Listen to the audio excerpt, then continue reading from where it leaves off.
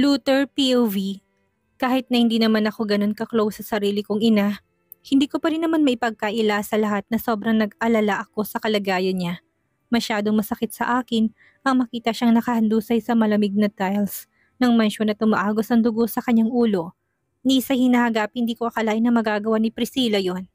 She's gentle, kind at ang tingin ko sa kanya noon na hindi niya kayang manakit ng tao. Pero sa ginawa niya kay mommy, lahat ng paghanga na nararamdaman ko dito ay napalitan ng galit at pagkadismaya sa isang iglap lang. Feeling ko hindi siyang babaeng para sa akin.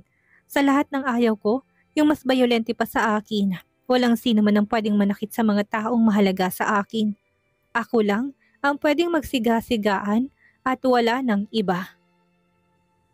Dok, kamusta? Kamusta ang kalagayan ni mommy? Kaagad kong tanong sa doktor na tumitingin kay mommy pagkalabas niya ng ICU.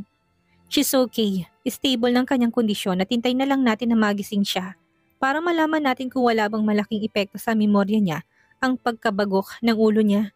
Nakangiti niyang sagot sa akin. Kaagad naman ako nakahinga ng maluwag. Nagpasalamat lang ako kay Dr. Cruz at mabilis na naglakad paalis. Hinugot ko ang cellphone sa aking bulsa, tinawagan ng taong nagbabantay kay Priscilla. Ngayon nalaman ko ng ligtas na si mommy. Kahit papaano, nabawasan na ng konti ang galit ko sa kanya. Kumusta ang kalagayan niya?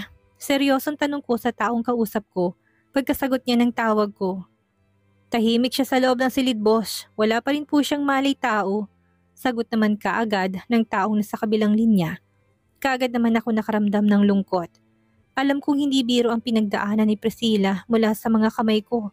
Pero kahit nakatiting, ayaw kong pagsisihan yun. Iisipin ko na lang na dinidisiplina ko lang siya. Nababawi din naman ako sa kanya once na bumuti ang lagay ni mommy. Hihintayin ko lang pala na magising siya at makakain tapos susunduin ko na siya sa kinalalagyan niya. Iuwi ko na siya sa penthouse. Total naman ayos na si mommy kaya papatawarin ko na siya. Ganun lang ang simple. Ang buhay at sana magtanda na siya at wag na siyang umulit. Ang pagiging maldita niya ay dapat niyang ilagay sa lugar. Binilinan ko lang ang bantay ni mommy. Natawagan ako once na magising na ito at mabilis na ako naglakad palabas ng hospital. Nagpahatid ako ng villa dahil gusto kong magpahinga na muna. Ilang araw na din akong puyat at stress kaya naman itutulog ka na muna to kahit na 2 oras lang. Pagkarating ng villa, hindi na ako kumain pa at diretso na ako ng kwarto. Medyo malalim na din ang gabi at kailangan ko na talaga itong itulog. Bukas ng umaga ko na lang susunduin si Priscilla para panibagong umaga at panibagong buhay para sa kanya ang lahat. Yun nga lang hindi pa yata ako nakaidlip nang marinig kong pagtunog ng aking cellphone. Kaagad na uminit ang ulo ko sa kung sinong istorbo na tumatawag kaya kaagad ko na rin sinagot. Who is this? Alam niyo ba na sa lahat ng ayaw ko, yung iniistorbo ang tulog ko? Galit kong singhal. Boss, sorry po. Sorry kung niistorbo namin kayo. Nasusunog po Anong sabi mo? Linawin mo nga. Anong nasusunog? Seryosong tanong ko. Pagbalik namin ng kasama ko, galing bumili ng pagkain. Nadatnan namin na nasusunog na ang kwarto kung saan nakakulong si ma'am. Seryosong sagot niya. Pakiramdam ko lahat ng antok ko ay biglang naglaho sa balintataw ko.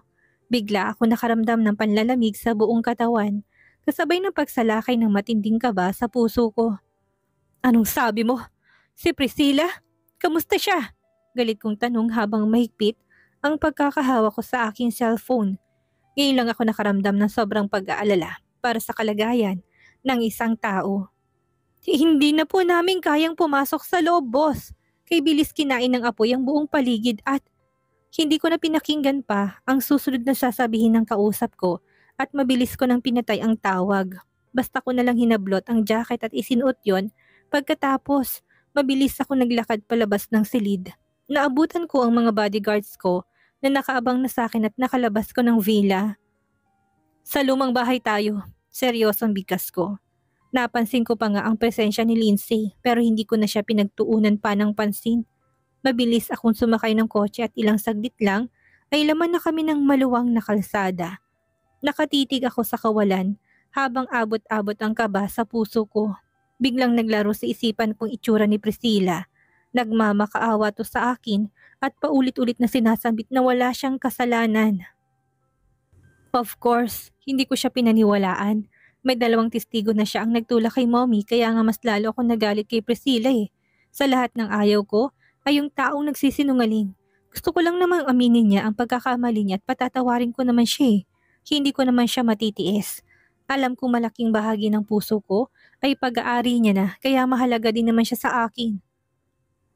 Pagdating ko sa location ng lumang bahay kung saan ko ikinulong si Priscilla, naabutan kong tuluyan na naapula ang apoy.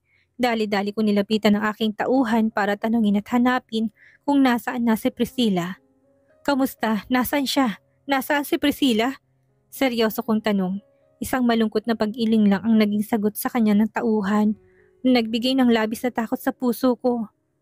Hindi ako makapaniwala. Ang dating matayog na lumang bahay na nakatayo ay biglang naglaho sa isang iglap lang. Inutil! Ano bang ginawa niyo? Bakit nagkasunog at bakit hindi niyo binantayan ang buong bahay? Galit kong sigaw at hindi na ako nakapagpigil pa. Sinipa ko siya na siyang dahilan kaya kagad to natumba sa lupa. Bakas ang takot sa mukha ng kasama nito at siya naman ang nilapitan ko. Boss, patawad! Umalis lang kami saglit para bumili ng pagkain ni Ma'am.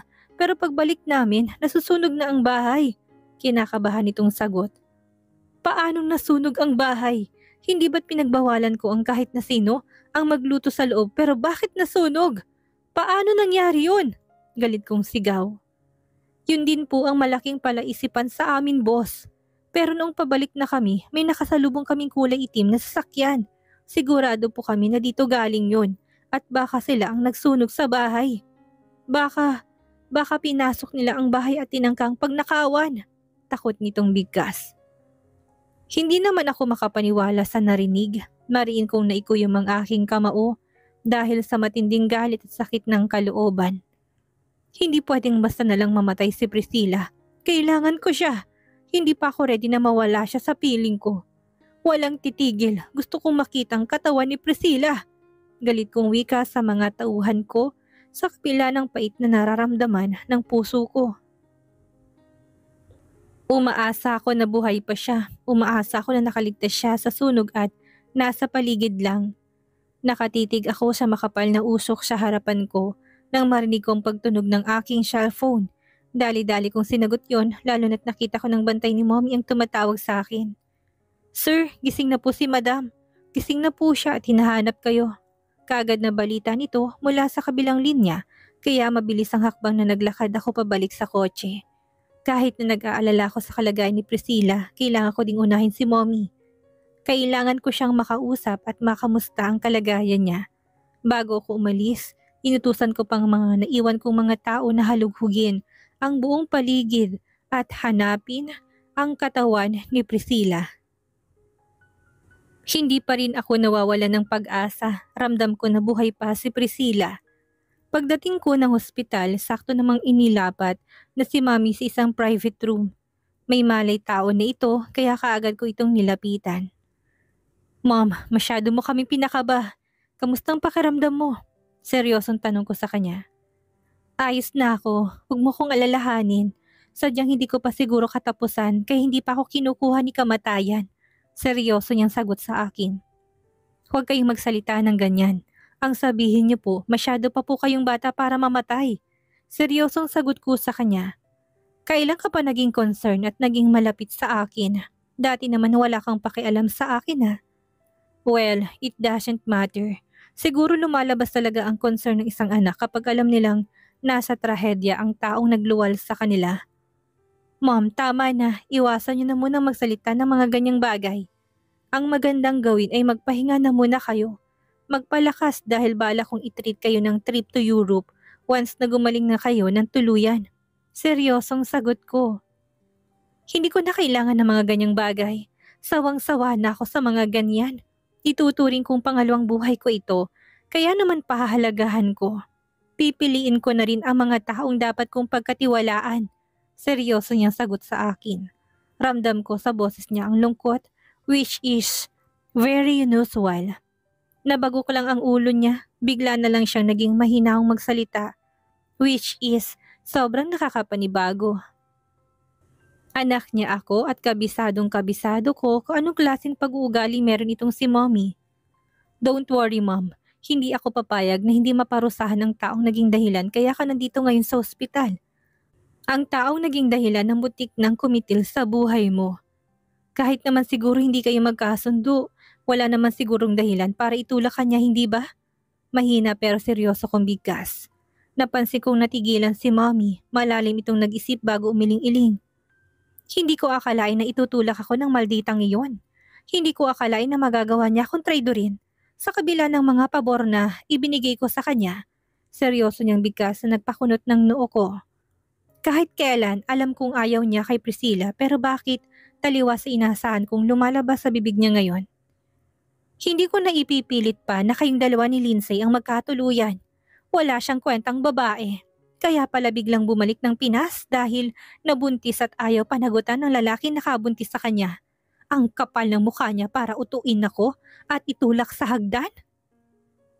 Bakas ang galit sa boses ni Mommy habang sinasabi ang katagang iyon na labis kong ikinagulat.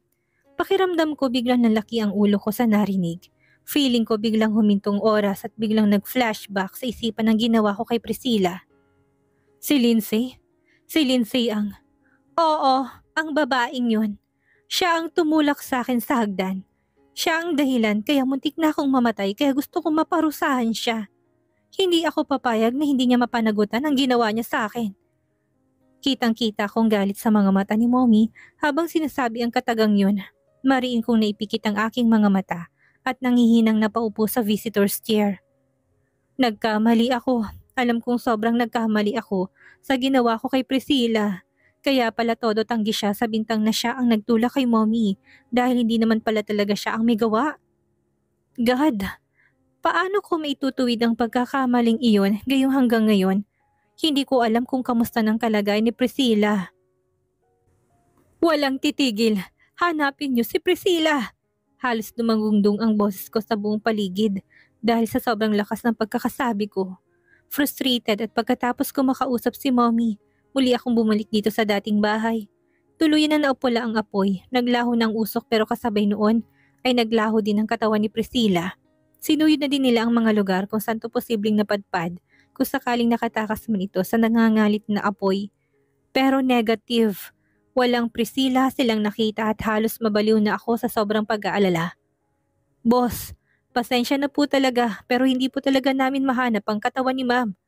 Kaagad na balita sa akin ng kanan kong kamay na si Lance. Ang takot na nararamdaman ng puso ko ay lalo nadagdagan. Hindi kaya napasama si Priscilla sa nasusunog na bahay na hindi siya nakaligtas at ang labi niya ay kasama sa mga tumpok na mga abo na nakikita ko? Sa kondisyon ng katawan niya bago namin siya iniwan, malabo talagang makatakas siya sa nangangalit na apoy. Wala itong malay tao at halos walang lakas. Hindi ko mapigilan ng maikuyom ang kamao ko. Dahan-dahan ako naglakad patungo sa lugar kung saan nakatirik ang lumang bahay na ngayon ay puro abo na lang. Hungkag ang puso na inilibot ang tingin ko sa buong paligid. Hindi ko na nga napigilan ang pagpatak ng luha sa aking mga mata. Sobrang init pa rin ang buong paligid. Dahil tuluyan na naupula ang apoy, wala na akong iba pang nakikita pa sa dako paroon ko hindi kadiliman. Hindi ko mapigilan ang maikuyom ang kamao ko. Oo, aminado ako na kasalanan ko pero kung hindi dahil sa mga taong nasa paligid ko na nagsisinungaling, hindi ito mangyayari. Si Lindsay, si Elvira, ang kasambahay ng mansyon na si Petra. Hinding-hindi ko sila mapapatawad sa ginawa nilang pagsisinungaling sa akin. Pagbabayaran nila ito. Kung hindi dahil sa kasinungalingan nila, maaaring hanggang ngayon buhay pa rin si Priscilla. Ang nakakaawang si Priscilla. Lalaki ako at sa tanang buhay ko, never pa akong umiyak dahil lang sa isang babae. Kasabay ng pagtitig ko sa dako pa doon ay ang matinding galit na nararamdaman ng puso ko. Naikuyom ko ang aking kamao bago ako nagsalita. Lance, iharap mo sa akin ang tatlong babae na yon. Si Lindsay, Elvira at ang kasambahay na si Petra. Ngayon din. Malamig ang boses na utos ko dito habang may luha sa aking mga mata. Masusunod, boss! Sagot naman kaagad ni Lance. Kaagad kong naramdaman ang pag-alis nito sa tabi ko at nang mapag-isa ako, dahan-dahan ako napaupo habang patuloy sa pagluha. Ano ang nagawa kong kasalanan? Bakit hindi ko man lang naisip na posible palang mapahamak si Priscilla sa nagawa ko. Nagkamali ako, aminado ako sa sobrang nagkamali ako. Uncle, nasa ganun akong pag-iisip na marinig ko ang pagtawag na kung sino sa pangalan ko. Wala sa sariling kaagad ako napalingon at sumalubong sa paningin ko ang mukha ng pamangkin kong si Daniel. What are you doing here? Malamig ang boses na tanong ko sa kanya sabay tayo. I heard nagising na si tita. Kamusta siya? Nabanggit niya na ba kung sinong nagtulak sa kanya sa hagdan? Seryosong tanong niya. Lindsay, nabanggit niya na si Lindsay. Seryosong sagot ko. Katahimikan ang sumunod na namayani sa buong paligid. Hindi na nagsalita pa si Daniel kaya naman dahan-dahan kong inihakbang ang aking mga paa sa dako pa doon. Umaasa ako na kahit ng katawan niya man lang ang matagpuan ko. Alam ko naman sa sarili ko na malabong makaligtas si Priscilla sa pagkasunog ng bahay Pero gusto ko pa rin magbaka sakali. Kakapit ako sa katiting na pag-asa na nararamdaman sa puso ko. Nang muli ko maramdaman na pagsunod sa akin ni Daniel, muli ako nagsalita. Kasalanan ko kung bakit napahamak si Priscilla, pero hindi ako papayag na hindi maparusahan na naglaglag sa kanya para mapahamak siya. Muli kong bigkas. Isang mahinang buntong hiningang narinig ko mula kay Daniel bago siya nagsalita. Kasalanan mo kung bakit napahamak si Priscilla. Pero may ibang tao na gusto na siyang mamatay.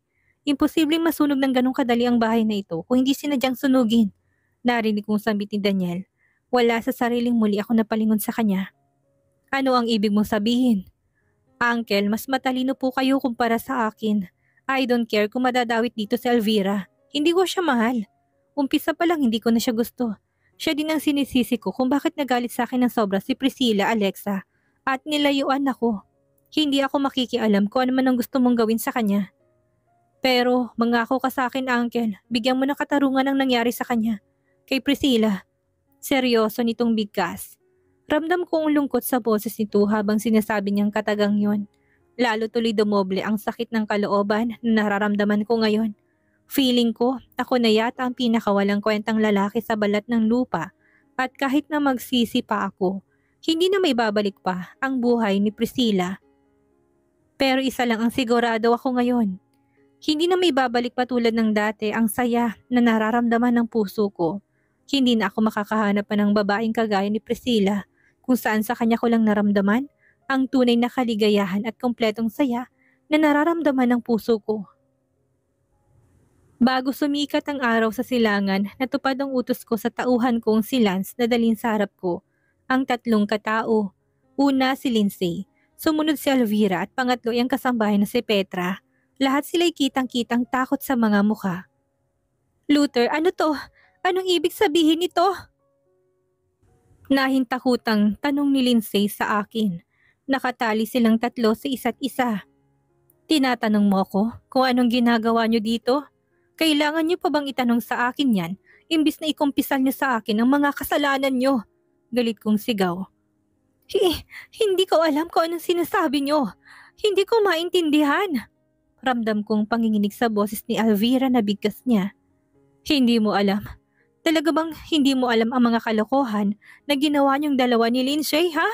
Galit kong sigaw sabay abot ko kay Lance na hawak niyang latigo at walang sabi-sabing basta ko na lang yung inihampas sa balat ni Lindsay. Luther, no! Huwag! Huwag!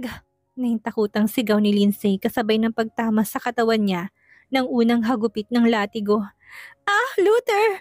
Hindi, huwag! Masakit! Umiiyak ng reklamo nito. Ang unang hagupit ng latigo sa balat niya ay nag-iwan niya ng pulang marka kasabay ng paglabas ng dugo sa balat niya. Hindi ko naman mapigilan na mapangisi. Masakit? Masakit ba? Nice to hear that. Yan naman talagang gusto ko ang makita kang nasasaktan. Nakangisi kong bigkas. Napatingin ako sa takot na si Elvira at nang muli kong itinaas ang hawak kong latigo, umiiyak siyang nagsalita. Aamin na ako! Aamin na ako! Umiiyak nitong bigkas. Isang makahulugang pagngisi ang kaagad na gumuhit sa labi ko habang titig na titig sa kanya. I am waiting. Anong sasabihin mo sa akin? Seryosong tanong ko. Nakasalanan ni Lindsay ang lahat na siya ang may pakana nitong lahat at Hindi niya na natuloy pa ang sasabihin niya nang tumama din sa balat niya ang latigo. Kagaya na naging epekto sa balat ni Lindsay. Kaagad din nagmarka ang kulay pula ng bakat ng latigo sa balat nito kasabay ng pag-agos ng dugo. Hindi ko mapigilan ang mapangisi. Walang hiya ka, Elvira. Huwag na huwag mo kong ilalagdag, gaga ka dahil kung tutuusin, kasama ka sa nagplano na patayin si Alexa. Galit na sigaw ni Lindsay. Hindi, ikaw lang. Ikaw lang ang may matinding galit sa kanya. Gusto mo siyang mamatay na kaya nga nagbayad ka ng tao na sunugin ang bahay na ito, hindi ba? Dahil gusto mong matuloy na si Alexa at masolo mo na si Luther. Galit na sigaw naman pabalik na Elvira kay Lindsay. Hindi ko mapigilan ang pangisi. I think hindi ko na kailangan pang magtanong. Kusa nang lumabas sa bibig nila ang mga impormasyon na gusto kong malaman. Sir, sorry po. Patawad po kung bakit ko nilaglag si ma'am. May sakit kasi ang nanay ko, kaya ko nagawa yun. Pero maniwala po kayo, nagsisisi na po ako. Pinagsisisihan ko na po ang lahat. Umiiyak na wika ni Petra. Nilapitan ko naman siya at pinakatitigan. Hindi ko akalain na may ahas pa lang nanirahan sa mansyon nila lolo at lola. Ahas na hindi na dapat pang pamarisan. Seryosong bigkas ko. Pagkatapos noon, kinuha kong baril na nasa kamay ni Lance at tinutok dito. Maawa po kayo, sir. Huwag po. Huwag po. Umiiyak nitong sambit. Kitang-kita kong panginig niya. Isang makahulugang pangisi ang naging sagot ko bago ko kinlabit ang gatilyo ng baril. Napasigaw ang tatlong babae na nasa harapan ko dahil sa matinding takot. Don't worry, ladies. Let's have fun. Hindi ako ganong katanga para kitilin ang buhay niyo ng ganun-ganun na lang. Nagdusa si Priscilla sa pinakamasakit na paraan. At gusto ko na dobleng sakit ang mararanasan niyo kumpara sa naranasan niya. Nakangisi kong wika. Anong ibig mo sabihin, Luther? No, hindi pwede. Huwag mo naman sanang kalimutan na buntis ako. Kung ano man ang iniisip mo, huwag mo naman sanang idamay ang baby ko. Maawa ka. Umiiyak na bigkas ni Lindsay. Malakas naman akong natawa. Maawa? Bakit? Naawa ka ba kay Priscilla nung nakikita mo kung paano ko siya pinahihirapan? No, hindi ka naawa sa kanya. Kaya kahit nakatiting, wala din akong awa na nararamdaman sa'yo. Kung sakali man na may masamang mangyari dyan sa ipinagbubuntis mo, kasalanan mo yan. Galit kong sigaw sa kanya. Malakas na napahagulhol ng iyak si Lindsay. Umiling-iling ito habang puno ng pagmamakaawa ang nababasa sa pinagpapawisang mukha niya. Tuluyan ang nahulas ang makeup na palaging nakamarka sa pisngi nito. Kaya naman, kitang-kita ko ng tunay niyang itsura. Wala siyang panama kahit na kailan kay Priscilla. Kung ganda ang pag-uusapan. Lance, dalhin niyo siya sa kasa. Siguraduhin niyo na pipilahan sila ng mga kalalakihan araw-araw at ang kita mula sa kanila ay idodonate mo sa Home for the Aged. Nakangisi kong bigkas. Kagad namang nalaki ang mga mata nila sa gulat. Hindi mo to magagawa sa akin, Luther. Hindi maaari. Nahintakutang sigaw ni Lindsay. At bakit hindi maaari? Bigyan mo ko ng magandang dahilan kung bakit hindi ko to magagawa sa'yo. Tandaan mo, Lindsay, hindi lang iisa ang kasalanan mo sa akin. Ikaw ang nagtulak kay mommy sa hagdan at si Priscilla ang pinagbintangan mo. Ngayon, pagbayaran mong ginawa mong yun. Dahil kung paano nagdusa si Priscilla, dobleng pagdurusang ibibigay ko sa'yo. Tandaan mo yan. Seryosong bigas ko. Kagad naman itong napahagulhol ng iyak.